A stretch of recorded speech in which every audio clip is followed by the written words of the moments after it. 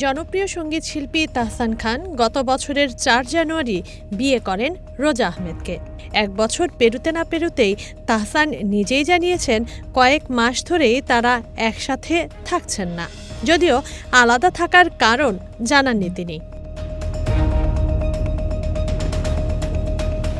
মাত্র কয়েক মাসের পরিচয়, তারপর বিয়ে। হানিমুনে যান মালদ্বীপে। ফেসবুকে শেয়ার দেন ঘনিষ্ঠ ছবি, নজর কাড়েন নেটিজেনদের।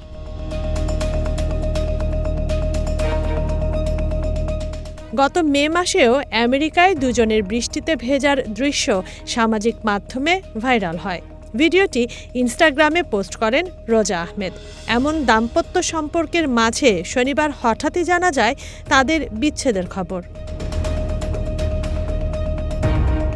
তাহসান জানান, জুলাই মাসের পর থেকে সম্পর্কের ছন্দপতন ঘটে, আলাদা থাকার সিদ্ধান্ত নেন তারা। তবে এখনও বিবাহ বিচ্ছেদ ঘটেনি বলে জানিয়েছেন তিনি। তানজিনা অন্ত, ওয়ান নিউজ ডেস্ক।